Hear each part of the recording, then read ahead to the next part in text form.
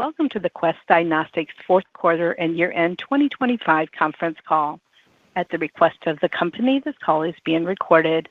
The entire contents of the call, including the presentation and the question and answer session that will follow, are the copyrighted property of Quest Diagnostics, with all rights reserved. Any redistribution, retransmission, or rebroadcast of this call in any form without the written consent of Quest Diagnostics is strictly prohibited. Now I'd like to introduce Sean Bevick, Vice President of Investor Relations for Quest Diagnostics. Please go ahead. Thank you, and good morning. I'm joined by Jim Davis, our Chairman, Chief Executive Officer, and President, and Sam Samad, our Chief Financial Officer. During this call, we may make forward-looking statements and will discuss non-GAAP measures. We provide a reconciliation of non-GAAP measures to comparable GAAP measures in the tables to our earnings press release. Actual results may differ materially from those projected. Risks and uncertainties that may affect Quest Diagnostics' future results include, but are not limited to, those described in our most recent annual report on Form 10-K and subsequently filed quarterly reports on Form 10-Q and current reports on Form 8-K. For this call, references to reported EPS refer to reported diluted EPS, and references to adjusted EPS refer to adjusted diluted EPS. Growth rates associated with our long-term outlook projections, including consolidated revenue growth from acquisitions, organic revenue growth, and adjusted earnings growth, are compound annual growth rates. Now, here's Jim Davis. Thanks, Dan, and good morning, everyone. With diligent execution of our strategy and a strong fourth quarter, we generated double-digit growth in revenues and earnings per share for the full year. In 2025, we expanded our category-defining clinical innovations to meet robust demand, formed strategic collaborations with elite healthcare organizations, and further advanced our position as the premier lab engine powering the wellness industry. We also continued to improve quality, productivity, and the customer and patient experience with process enhancements, AI, and automation. As we look ahead to 2026, our guidance reflects our continued confidence in our business strengths and market fundamentals, which include favorable demographic trends, increasing use of blood-based lab diagnostics, and growing interest in preventative health and wellness. Now, before I turn to this year's highlights, I'd like to take a moment to comment on PAMA. Last week, bipartisan legislation was enacted that delays the implementation of PAMA until the end of 2026. This one-year delay in rate cuts was paired with an update to the data collection period to the first half of 2025 from the first half of 2019, based on the data to be supplied by applicable laboratories to CMS later this year. We greatly appreciate Congress for recognizing the need to reform PAMA and for providing this one-year delay of PAMA cuts, which provides meaningful short-term relief. However, these steps do not fix PAMA's structural flaws, which include relying on an estimated 10,000-plus labs to self-report data to establish industry representative data for payment rate setting.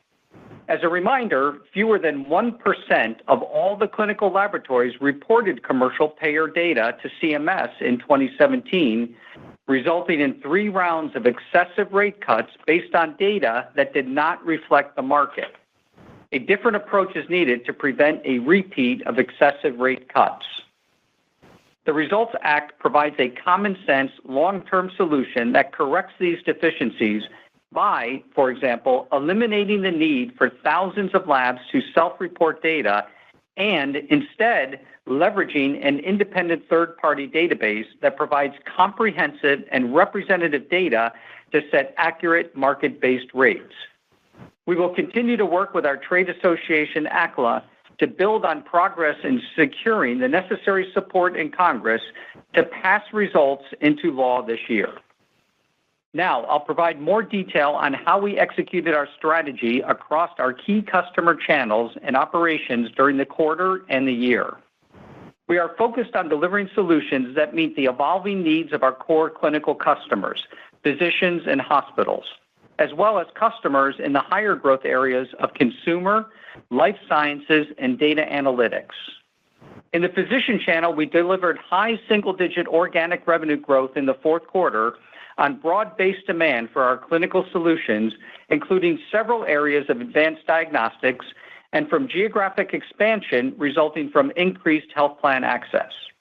We also grew revenues in enterprise accounts as we added new customers and extended business with existing customers. In addition, during the quarter, we scaled our lab testing to serve more than 200,000 patients at Fresenius Medical Care's dialysis centers in the United States. We also added water purity testing capabilities to our menu to support dialysis customers nationwide. In the hospital channel, revenues grew low single digits with collaborative lab solutions driving our growth in the quarter. Our co-lab solutions harness our lab and process management expertise to optimize quality and drive cost efficiencies in areas ranging from hospital lab and supply chain management to analytics and blood utilization. At the start of 2026, we began to scale our co-lab solutions across all 21 hospitals of Corewell Health, a leading health system in Michigan, and our largest implementation of these solutions to date. We expect co-lab solutions to generate approximately $1 billion in annual revenues in 2026. Additionally, we recently finalized our laboratory joint venture with Corewell Health and are jointly constructing a state-of-the-art laboratory in Southeast Michigan from which we plan to serve the state in 2027. Hospitals value our flexible solutions for accessing expertise, innovation, and capital. We are pursuing several potential hospital outreach and independent lab acquisitions, as well as co-lab opportunities, while also continuing to integrate and generate value from our recent transactions. In the consumer channel, we are leveraging our diagnostics expertise and technology to drive growth through our consumer-initiated test platform, QuestHealth.com, as well as through collaborations with industry-leading wellness and wearables companies. In the fourth quarter, we expanded QuestHealth.com to offer more than 150 tests, including our new 85 biomarker Elite Health Profile. Our innovation, quality, and technology integration into existing apps and experiences make us the clear choice for organizations seeking to add diagnostic insights to their offerings, and we added new consumer brands to our extensive roster of collaborations in the fourth quarter. At our Investor Day in March last year, we said that we would expect consumer-initiated testing to generate revenue growth in excess of 20%, and we exceeded that growth rate in 2025. Across the consumer channel, we delivered nearly $250 million in revenues for the full year. We enable growth across our customer channels through faster-growing advanced diagnostics in 5 key clinical areas: advanced cardiometabolic and endocrine, autoimmune, brain health, oncology, and women's and reproductive health. During the quarter and full year, we delivered double-digit revenue growth across several clinical areas of our advanced portfolio. I'd like to highlight a couple of these innovations today. Our analyzer solution provides a comprehensive yet simple approach for aiding the diagnosis of the 8 most common autoimmune disorders. About 24 million Americans suffer from at least one of over 100 autoimmune disorders. Because symptoms of these disorders often overlap and a shortage of rheumatologists exists nationwide, patients may go for years before receiving the correct diagnosis. Analyzer helps primary care clinicians identify the likely category of disease affecting the patient and thereby speeding referral to the right specialist for faster diagnosis and treatment. In brain health, our portfolio of Quest AD Detect blood tests for Alzheimer's disease extended its year-long double-digit growth momentum into the fourth quarter as providers increasingly adopted the high-quality blood-based biomarker tests for the most prevalent type of dementia. A recent study by our scientific team suggests that blood tests, like our newest AD Detect panel, which fulfills guideline criteria for confirmatory blood testing, could decrease costs to the healthcare system by reducing the use of higher-cost PET-CT imaging for diagnosis, improving access and affordability. In oncology, we continue to build our presence in blood-based minimal residual disease testing. New research presented at ASCO GI in early January highlighted the strong clinical value of our Haystack MRD test in monitoring for colorectal cancer. We further expanded in the MRD space with the launch last week of our cutting-edge Flow MRD test for blood-based cancer myeloma. This test enables ultrasensitive detection of residual disease in a blood specimen, sparing patients the pain and complications of conventional testing of bone marrow biopsies. Along with driving top-line growth across our business, we are focused on delivering operational excellence with enhanced processes and strategic implementation of automation, AI, and other advanced technologies. Through our Invigorate program, we achieved our full-year target of 3% annual cost savings and productivity improvements in 2025. Inside our labs, we deployed automated sample processing across our network and collaborative accessioning at multiple sites to streamline and optimize our processes.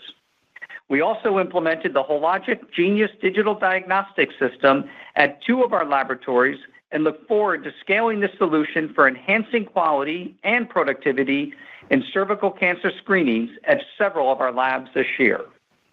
Outside the lab, we're using AI to make the customer and employee experiences easier, faster, and more insightful. For example, our virtual AI agent has reduced routine logistics calls by up to 50%, and we expect a new AI logistics tool will help us reduce courier transportation times as we roll it out this year. And now, Sam will provide more details on our performance and our 2026 guidance. Sam? Thanks, Jim. In the fourth quarter, consolidated revenues were $2.81 billion, up 7.1% versus the prior year. Consolidated organic revenues grew by 6.4%. Revenues for diagnostic information services were up 7.3% compared to the prior year, reflecting organic growth in our physician, hospital, and consumer channels, as well as recent acquisitions. Total volume measured by the number of requisitions increased 8.5% versus the fourth quarter of 2024, with organic volume up 7.9%. Total revenue per requisition was down 0.1% versus the prior year. As a reminder, Corewell Health and Fresenius Medical Care deliver significant volume growth at a lower revenue per requisition than our company average. Excluding these 2 relationships, our organic volume growth accelerated to 4.1% in the fourth quarter, while our revenue per requisition growth remained solid at approximately 3%. Unit price remained consistent with our expectations. Reported operating income in the fourth quarter was $386 million, or 13.8% of revenues, compared to $361 million, or 13.8% of revenues last year. On an adjusted basis, operating income was $429 million, or 15.3% of revenues, compared to $409 million, or 15.6% of revenues last year. The adjusted operating income dollar increase was due to organic revenue growth and revenue growth from recent acquisitions, partially offset by wage increases. Operating income percent was reduced in the quarter by startup expenses related to Fresenius Medical Care and Corewell Health, as well as Project Nova expenses. Reported EPS was $2.18 in the quarter, and adjusted EPS was $2.42, compared to $1.95 and $2.23 the prior year, respectively. Foreign exchange rates had no meaningful impact on our results. Cash from operations was $1.89 billion for the full year 2025 versus $1.33 billion in the prior year. This significant year-over-year increase was driven by higher operating income, favorable working capital due to timing of disbursements, a cash tax benefit related to recent tax legislation, and a one-time CARES Act tax credit. As Jim said, we successfully executed on our strategy in 2025 to deliver these results, and we will continue to build on this as we progress through 2026. Turning now to our full year 2026 guidance. Revenues are expected to be between $11.7 billion and $11.82 billion, which represents a growth rate of 6% to 7.1%. Reported EPS is expected to be in a range of $9.45 to $9.65, and adjusted EPS in a range of $10.50 to $10.70. Cash from operations is expected to be approximately $1.75 billion. Capital expenditures are expected to be approximately $550 million. Our share count and interest expense are expected to be consistent with 2025. This guidance reflects the following considerations. We assume approximately 6% to 7.1% in revenue growth, and this does not include any contribution from prospective M&A. The severe weather impact experienced in January 2026 is creating a greater headwind than what we experienced during the same period a year ago. We have contemplated the impact to date in our full year guidance. We expect the seasonality of our business to be generally in line with last year's and pre-COVID seasonality. Based on the passage of federal funding legislation last week, there will be no impact from PAMA in 2026. For Project Nova, our multi-year initiative to modernize our order-to-cash process, we expect approximately 25 cents of EPS dilution related to increased investment spend versus 2025. Operating margin is expected to expand versus the prior year. The collab relationship with Corewell Health will add approximately $250 million in organic revenue at low single-digit margins in 2026. We continue to make progress with our launch of Haystack MRD and expect it will be less dilutive versus the prior year as we ramp volumes. We expect our adjusted effective tax rate to increase approximately 100 basis points in 2026 versus 2025. Our lower operating cash flow guidance in 2026 compared to 2025 reflects several one-time benefits in the prior year and one more payroll cycle in 2026 than 2025. The one-time benefits in 2025 were approximately $150 million, and the impact of the one additional payroll cycle in 2026 is approximately $120 million. With that, I will now turn it back to Jim. Thanks, Sam. To summarize, with diligent execution of our strategy and a strong fourth quarter, we generated double-digit growth in revenues and earnings per share for the full year. In 2025, we delivered category-defining clinical innovations that fulfill customer needs, formed strategic collaborations to create new growth opportunities, and further advanced our position as the premier lab engine in consumer health. Our 2026 guidance reflects our continued confidence in our business strengths and market fundamentals supporting enduring interest in our diagnostic innovations. Looking ahead, I'm excited about our path forward. We are focused on connecting everyone, from clinicians to consumers, to illuminate a path to better health, and are well-positioned to serve growing interest in accessing the health insights that only laboratory diagnostics can deliver. Quest sits at the center of healthcare as a trusted provider, and that's because of the dedication of our nearly 57,000 colleagues to living our purpose, working together to create a healthier world, one life at a time. I'd like to close by thanking each of my colleagues for what we accomplished together in 2025 and for their ongoing commitment to transforming lives for the better in the years ahead. Now we'd be happy to take your questions. Operator? Thank you. We will now open up to questions. At the request of the company, we ask that you please limit yourself to one question.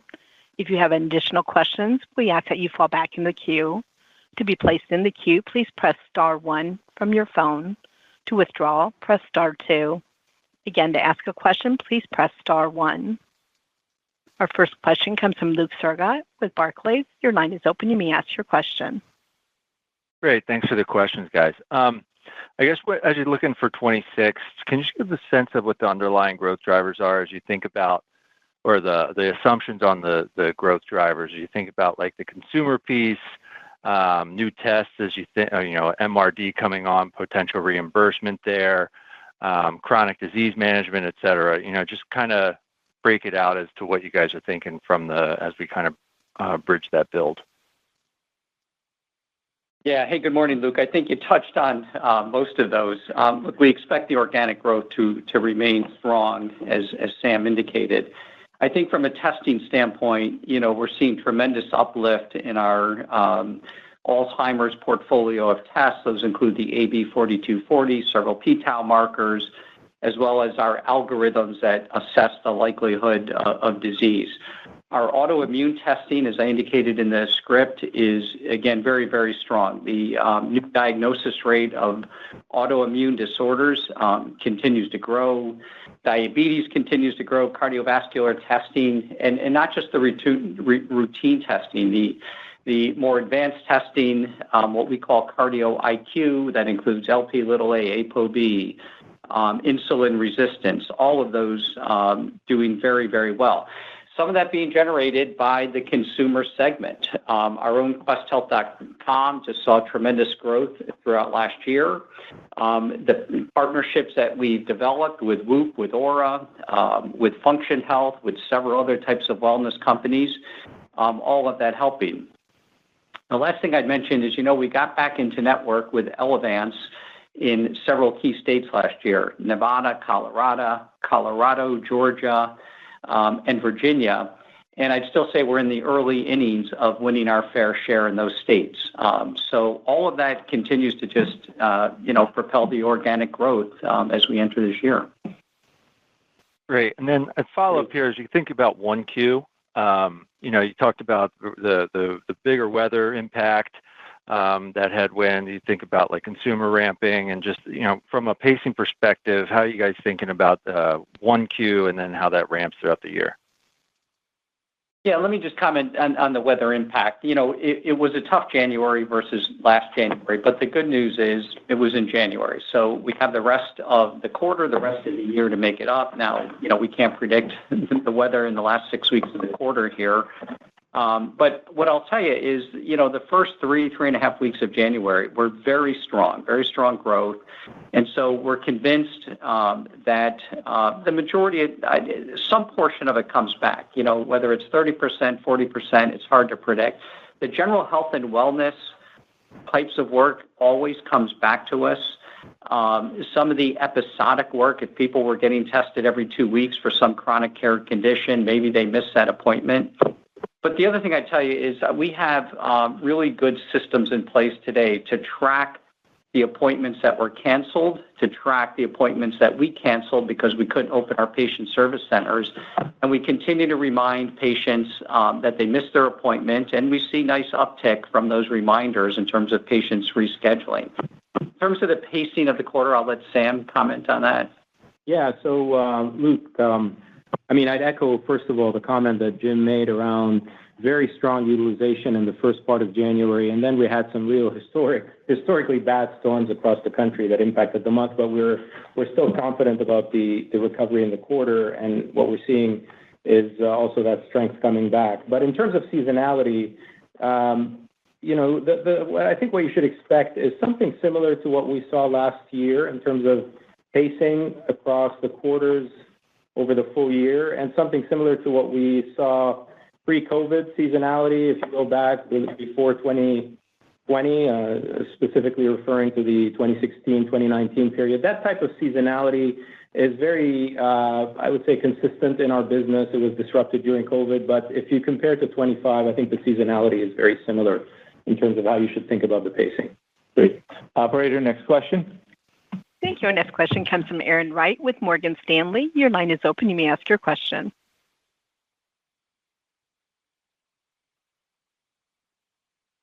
Erin, your line is open. Please check your mute feature.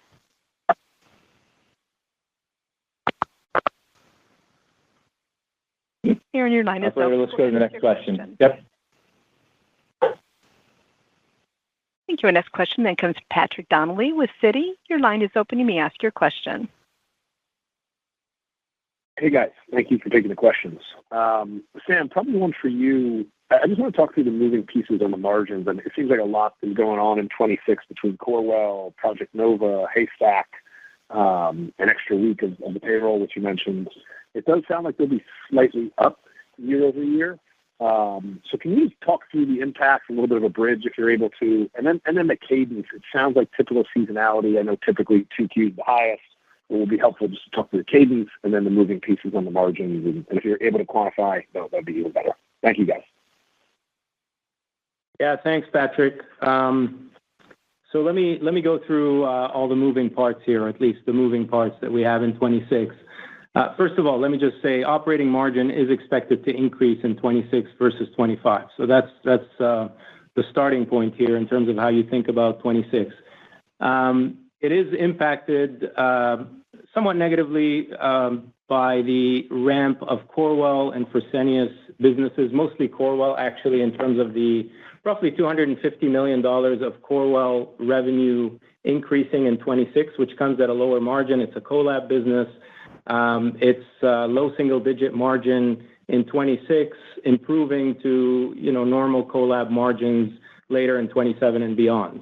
But in 26, it's impacting operating margin rate. It is very good business. It's $250 million in terms of additional revenues, but at low single-digit margins this year. So that's impacting the operating margin rate expansion, but even with that, operating margin rate is improving. Obviously, we have very strong organic volumes. The 6.6% at the midpoint guide that we've given is mostly organic growth. It's almost all organic growth. Actually, there's only about roughly 15 basis points of M&A carryover in that. So think about it as all organic growth and driving margin expansion. In terms of price impact, again, another piece of the story here.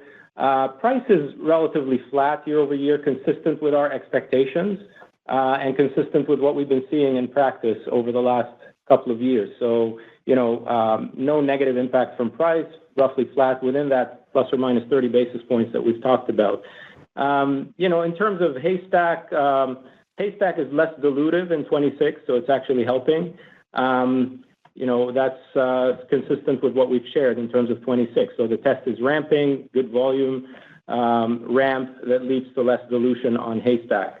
And then, you have as an offset Project Nova. We've quantified that in the guide that we provided. It's roughly 25 cents of incremental expenses in 26 that's impacting our margins. So that's going to happen across 2026. It started to ramp more significantly in Q4 of 25, and it's going to continue in 26, as we've stated prior, and we've quantified it now for 26. In terms of seasonality, the last thing I think that you asked, Patrick, and then I'll hand it over to Jim, who wanted to add a couple of comments. But, seasonality consistent with what we saw last year. But if you think about it in terms of maybe more specific terms across the quarters, Q1 is usually our weakest quarter, as we say, in terms of EPS contribution to the year. Q2 is the strongest quarter. Q3 is a step down from Q2, and Q4 is a step down from Q3. In terms of, seasonality, first half, second half, I think you should expect somewhere just north of 49% in the first half and just north of 50% in the second half in terms of EPS contribution to the full year. That's just giving you more specifics. That's the seasonality pacing. Jim? Yeah, Patrick, a couple of the things that are enhancing the margin rate. One is our consumer business. We mentioned in the script, it's a $250-ish million book of business that continues to grow at 20%.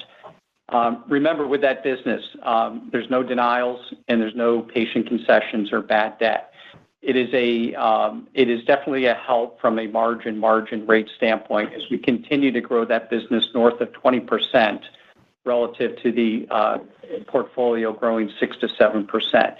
The other thing I would mention is Life Labs in Canada.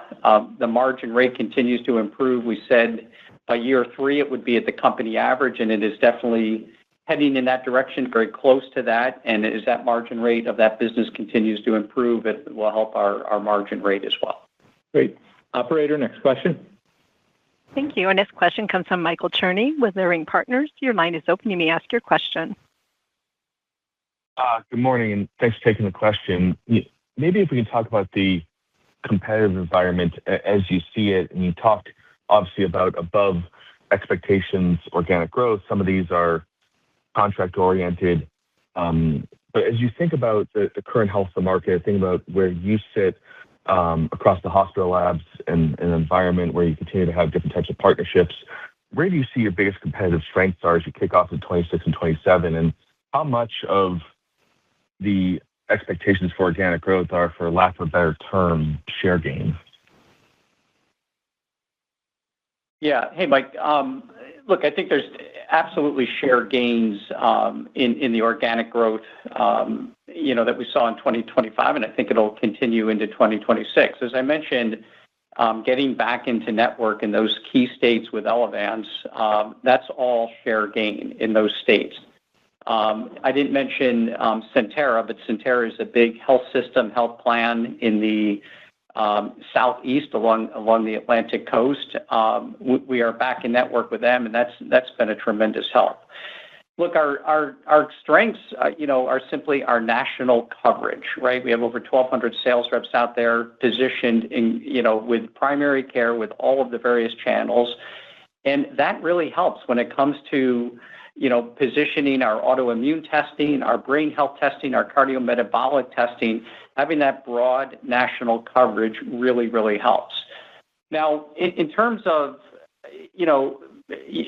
everyone wants to make a lot about, Quest and our nearest competitor, but I got to tell you what, Quest and our nearest competitor are probably less than 25% of the market, 30% and less than 30% of the market. So I think we're making health inroads versus hospital outreach. I think we're making inroads against physician office labs. And, perhaps these big health systems are just, not as, not going after that business as strongly, right? They have other things to invest in. They have other priorities, investments that generate higher returns than laboratory testing. So I think we're capitalizing on those trends. Great. Operator, next question. Thank you. Our next question comes from Kevin Caliendo with UBS. Your line is open. You may ask your question. Hi, thanks for taking my question. What are you guys seeing in terms of the HICS now that we have further visibility? Is that sort of in line with your original expectations around the potential impact? And just a clarifying question around volumes. I appreciate that you're now including Fresenius and Corewell in this, but if we were to take that out, what would it have been, and what would your organic sort of volumes been in 4Q?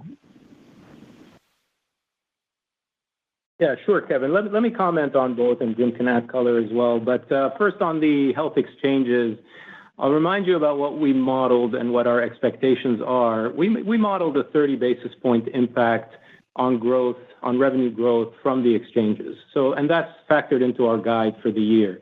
So that was our modeling, and that's what our expectation is. Now, in reality, what we've seen in terms of enrollments has actually been better than expected. It's early days to, measure utilization as a result of that and what the loss of utilization is off of the enrollments. But I would say we're encouraged by what we saw so far in terms of by the end of the year, and also what we saw in January in terms of enrollments. Now, again, we need to see the mix of those enrollments of potentially patients going to higher deductible plans, bronze plans versus gold plans. I mean, there's a lot of moving parts there. And it's very early days to be able to say, this is really encouraging. But so far, based on the enrollments, we've seen it better than expected. In terms of you asked about Fresenius and Corewell. Listen, both of these are, Corewell is all organic growth. It's a collab relationship. It's all organic growth. Fresenius is mostly organic growth as well. In terms of, we did talk about the fact that in Q4, where our DIS business grew by roughly close to 8% organically in terms of volumes, the volume growth ex Fresenius and Corewell was, just over 4%. So basically, from a volume perspective, they had a sizable impact because the nature of the Fresenius business specifically, and to some extent Corewell, but more so Fresenius, is it's very routine business, very high volume business that's done on a very regular basis.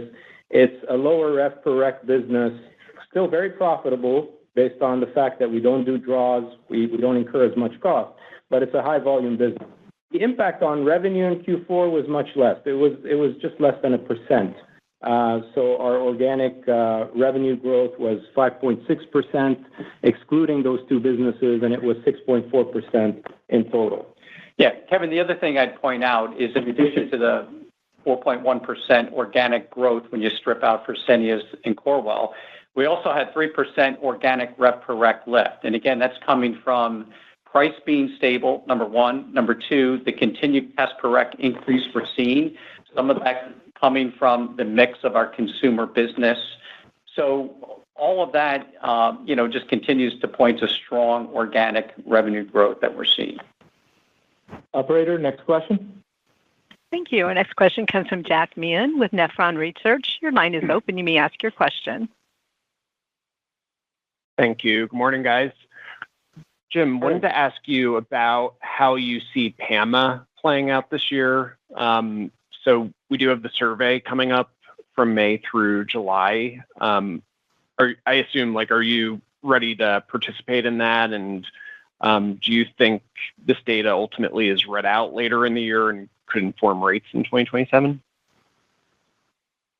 Yeah. So first, Jack, we're really thankful that we got a delay for the 6th year in a row. And I think that is reflective of the fact that Congress feels that the original methodology was flawed and it led to excessive cuts, and that's why we got the further delay.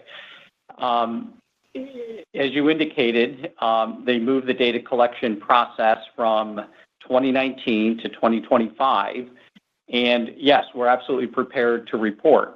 The problem, Jack, is I'm not sure the other 10,000 labs, maybe there'll be a few, are prepared to report. So if we end up with less than 1% of the labs reporting, like what happened before, it's just going to lead to inaccurate market-based pricing.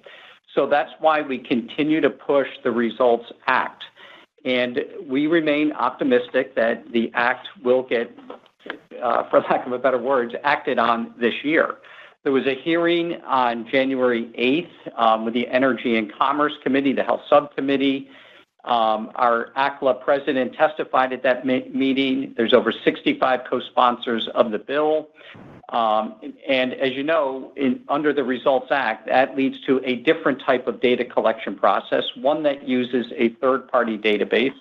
There's many third-party databases out there. The one we've recommended represents a sample of over 80% of the adjudicated laboratory recs. And we think that's going to be a much better indicator of what the market price will be. And when you mix in, the roughly 9,800 labs that failed to report the last time, and those are labs that are primarily hospital outreach labs, physician office labs, other smaller independent labs, when you mix all that data into the two largest national labs, we think it is good news for the calculations, related to the absolute market rate of the testing that is out there today. So we're optimistic, but we're going to keep pushing it hard in the first, 6 months of this year and hopefully get it done before the fall. Great. Operator, next question. Thank you. Our next question comes from Erin Wright with Morgan Stanley. Your line is open. You may ask your question. Great. Sorry for the issue earlier, but can we dig into some of the consumer testing dynamics in the environment that you're seeing? You've launched several new partnerships, new initiatives, HIMSS, Aura, Function Health. Can you speak to some of the sustainability of growth across this segment? The margin profile. Are you seeing anything new or different in terms of consumer utilization trends across this segment? And how should we think about what's embedded in guidance in 2026 on this front? Thanks. Yeah. So thanks, Erin. We've remained very optimistic about this. This is all about consumers who are interested in their own health. They're interested in prevention.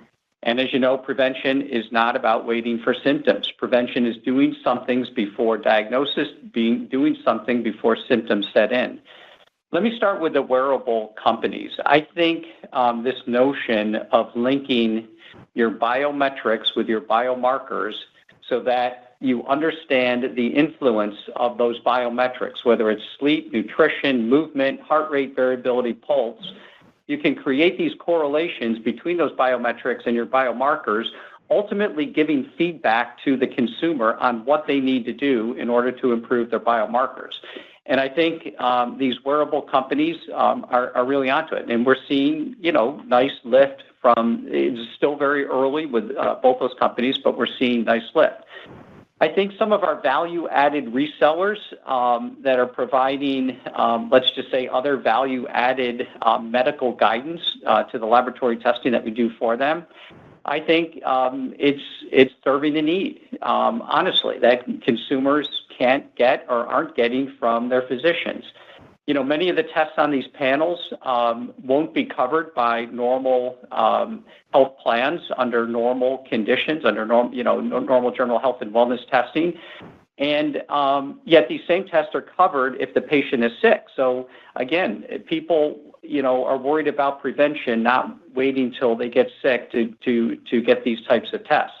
So, look, we're looking at the renewal rate of these companies. Many of these value-added resellers are subscription-based, and we look at the renewal rates, and we're positive about what we're seeing. The last thing I'd leave you with is our own QuestHealth.com channel, is on $100 million. It's a $100 million run rate business right now, and we continue to see nice uptick there. And it's not just in the wellness panels that we offer on QuestHealth.com, but there's a lot of what I call episodic testing that occurs. This could be allergy testing, tick testing. This could be diabetics who just want to check their A1C. It's a lot of STD testing. So our own channel continues to grow very nicely, and we certainly look at the repeat business of our own consumers and are happy with that. Maybe I'll add a couple of comments, Aaron. Just on the financial side. So, with regards to the direct consumer that Jim just mentioned, the QuestHealth.com, we've talked about that business growing somewhere in the 35% range over the course of the year. And that's, in fact, where it ended, is approximately 35% for the full year 25. So that business is really doing very well. And then if I think about the direct consumer, but also the partnerships that we have, and the partnerships are wearables and other wellness companies, et cetera, we've got a vibrant ecosystem there that we're supporting and that we are the engine for. The margin rates on those businesses, both direct and the other collaborations that we have, is an attractive margin rate above our corporate average, because basically it's simple. It's all cash pay. We don't have patient concessions. We don't have denials. So that business is an attractive margin profile.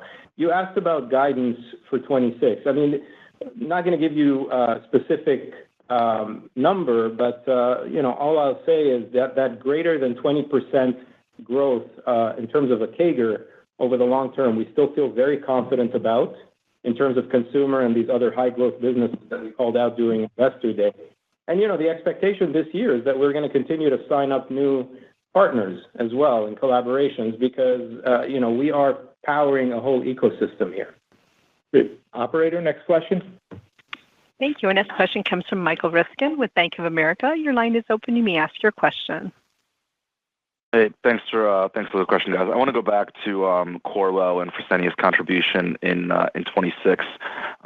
Just given that it's organic and not sort of like traditional M&A basket, but I also want to focus on margin opportunity and the ramp there over time. I think you talked about sort of dilutive to margins and price in 2026 and improving over time. Could you just walk us through the ramp and what gets you there, and just sort of give us a sense for the time frame for both of those businesses, going beyond this year? Thanks. Yeah, I think it's pretty straightforward, Michael. On Corewell, we said it's a $250-ish million book of business for us in 2026. And we said in total, and we said that that would, start out at low single-digit margin rate. As we get into 2027, we expect that to be in the low teens. Fresenius the margin rate will continue to improve through the end of the year. And by the end of the year, we expect that book of business to be at or slightly above the company operating margin rate average. Good. Okay. Good. And is that the next question? Go ahead. Go ahead, Michael. Go ahead. Sorry, just real quick. Is that when we think about the moving pieces to the margins in 2026, you talked about, margins will grow this year, but it sounds like it's a little bit less than we would have expected in prior years. Is that the biggest swing factor, or is there something else that we're keeping in mind for margins this year? I think the Corewell one is the biggest swing factor of the fact that it's a $250 million incremental business at low single-digit margin. So that is definitely a swing factor. Fresenius, as Jim mentioned, think about it as kind of a somewhat similar profile to a physician outreach acquisition where it starts out below the margin average. We've got integration costs, we've got some setup costs, and then over time, maybe takes us longer than a typical physician outreach acquisition, but over time it improves, and by the end of the year, I think we'll be at the average. The only other thing I'd point to, which I mentioned earlier when I answered Patrick's question, is Nova expenses and the fact that we have an incremental 25 cents of Nova expenses in 26. But, we still have a healthy operating margin rate expansion impacted to some extent by the Corewell growth. But Corewell will ramp over time to improve the normal collab margin rates. Operator, next question. Thank you. Our next question comes from Tycho Peterson with Jefferies. Your line is open. You may ask your question. Hey, thanks. A couple on oncology. So Haystack, you've got the MolDX reimbursement decision effective January 1st. Maybe just touch on the path to getting commercial coverage, Medicare Advantage, some of the next steps we should be thinking about, on the back of MolDX. And then on the flow, cytometry-based MRD test, I'm just curious how you think about the value proposition there. Obviously, more of that market is moving towards sequencing-based tests. And then just lastly, are you baking anything in for your multi-cancer risk stratification, test launching this year? And what about the partnerships with Guardant and Grail? Thanks. Yeah, so there's a lot there, Tycho. Look, with respect to Haystack reimbursement, Novitas is the MAC that we submit to, and it did receive a PLA code. It received a reimbursement. We continue to adjudicate through Novitas and are successful there. With respect to Medicare Advantage, we're still waiting on the MolDX tech assessment. Once that tech assessment is complete, we will be well positioned with the Medicare Advantage plans. And then, look, we're having ongoing discussions with all the major payers in terms of commercial reimbursement. In some cases, we get paid. In other cases, you don't. In some, we appeal them all. We have doctors write letters around medical necessity, and we continue to make progress on that. Look, the flow MRD is an ultra-sensitive flow test that has incredibly good sensitivity specificity, and we think it is very, very competitive with next-gen sequencing-based tests. We're very confident of that. We'll continue to do studies to show that. The value proposition is really around speed. So as you know, patients with myeloma, that disease moves very, very quickly. Speed is of the essence, and we can get an answer back within 3 days. It's also a significantly lower cost test. So from a reimbursement standpoint, it'll offer payers a choice. It'll offer physicians and patients a choice to have a test that is highly comparable with the next-gen sequencing test at, again, a turnaround time that is very, very short, 3 days, not weeks, and with, again, ultra good sensitivity specificity. In terms of the multi-cancer early detection test, yes, we have a partnership with Grail. We will do the blood draws for Grail. We've listed it in our test compendium, and Grail obviously pays us to do those draws and handle the logistics for them. And then we did announce a partnership to draw for the Guardant colon cancer-based blood screening test, and that will be underway later in the first quarter. Yeah, and from a guidance perspective, Tycho, the partnerships with Grail and Guardant are reflected in our guide. They're modest contribution in terms of as a percentage of the total. The risk stratification test is, again, very modest. It doesn't launch until later in the year. But we are excited about that launch. Great. Operator, next question. Thank you. Our next question comes from Andrew Brackman with William Blair. Your line is open. You may ask your question. Yeah. Hi, guys. Good morning. Thanks for taking the question here. So, Jim, maybe a big picture question for you, sort of related to the opportunity for Quest and sort of monetizing the data that you generate. You obviously generate quite a bit of it. So as you sort of think potentially about monetizing some of this longer term or maybe even partnering with some of these AI companies to further unlock that value, so sort of what are the things that you're putting in place today to maybe sort of going after that opportunity? Thanks. Yeah, the data business has been a nice business for Quest. It's growing, double digits. It has been growing double digits for the last several years. There's multiple customers when we think about who are the customers for that data. Number one, the pharmaceutical industry, whether it's targeting clinical trials, targeting patients with certain conditions, type 2 diabetes, you name the condition, pharma turns to us to look for patient cohorts. We give patients, when they're getting a blood draw, the option to make their names available for clinical trials, and that has been very successful as well. The payers tend to be a very good customer of this data. As an example, you know that people switch from Medicare Advantage plan to Medicare Advantage plan. If a patient switches from Plan A to Plan B will come to us and ask us for previous lab data, lab history of that patient so they can quickly understand what chronic conditions and other issues that patient may be dealing with. And then I would say the public health agencies are also, there's certain tests that certain results that we have to provide public health agencies, including the CDC. But very often these public health agencies come to us and want to understand, viral conditions, STD outbreaks, and things like that, and we highlight to them. I will say we've got partnerships with several different AI-based companies that we are working with to, better use the data to provide health insights and other population health insights to all the constituencies that I mentioned above. Great. Operator, next question. Thank you. And this question comes from Elizabeth Anderson with Evercore ISI. Your line is open. You may ask your question. Hey, guys. Good morning. Thanks for the question. I just had two quick modeling questions. One, and I apologize if I missed it, but can you just highlight the Elevance and Astara, re-inclusion in their networks and sort of the impacts you think that will put through in 2026 volumes?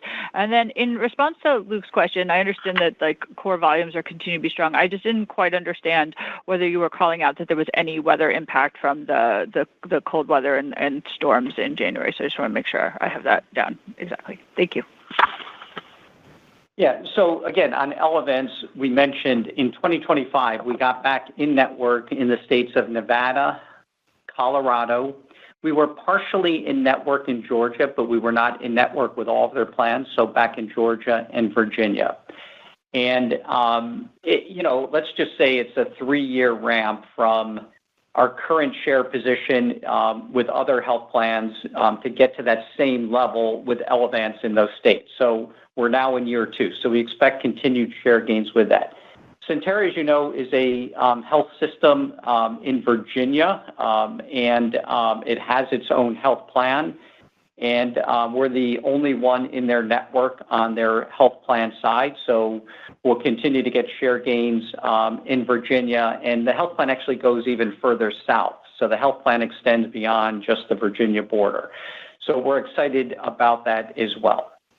With regards to weather, Elizabeth, so what we said is the weather impact, was significant in January, but it's embedded in our guide for the year. So, as we think about the year itself and the seasonality, year, we expect the seasonality to be similar to what we saw last year, even with this weather impact that we saw in January, which was actually worse than January of last year, which in itself was pretty bad.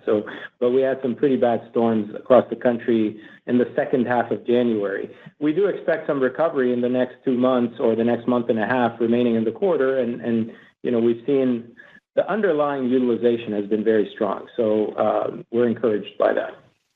Operator, next question. Thank you. And this question comes from Pito Chickering with Deutsche Bank. Your line is open. You may ask your question. Hey, guys. You've got Benjamin Shaver on for Pito. Thanks for taking the question.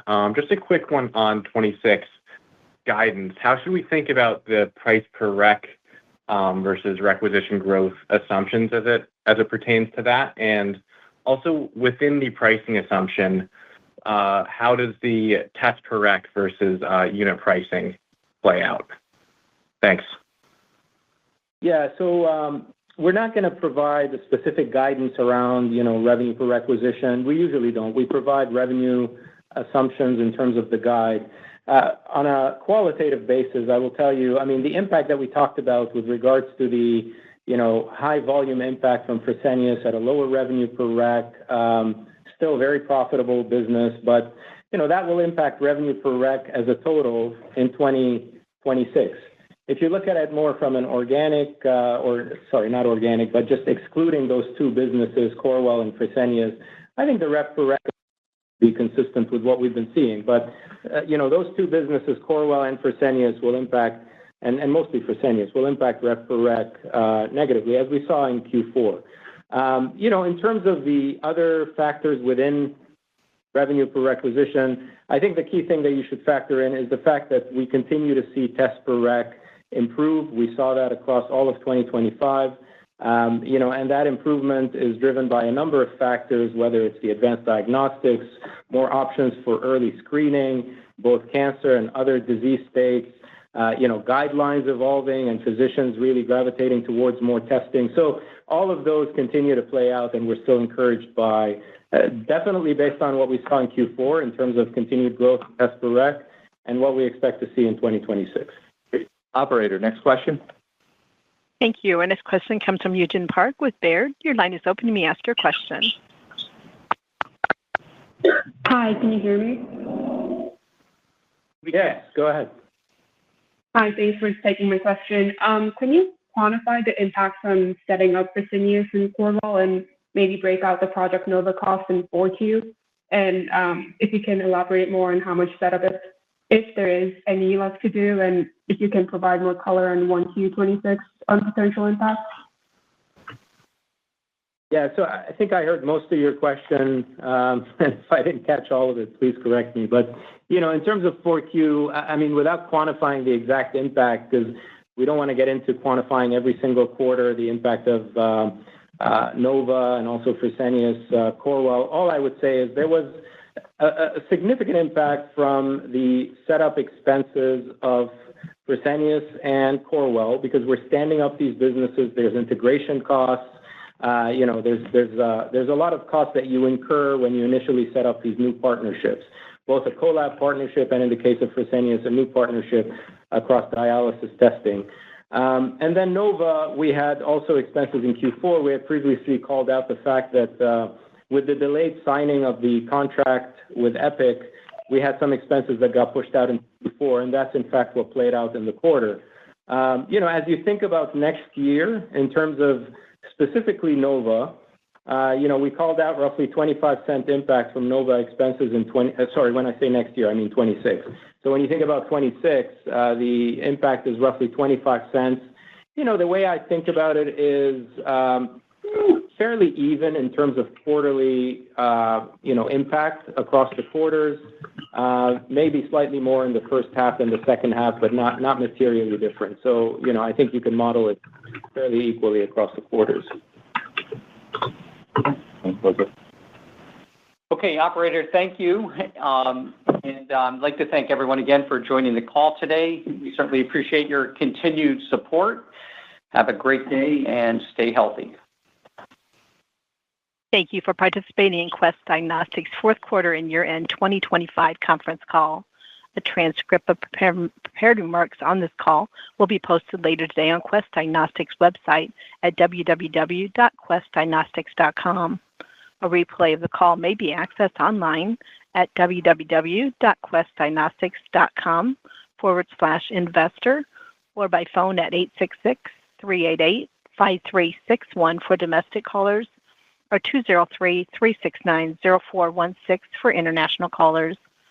Telephone replays will be available from approximately 10:30 a.m. Eastern Time on February 10th, 2026, until midnight Eastern Time, February 24th, 2026. Goodbye.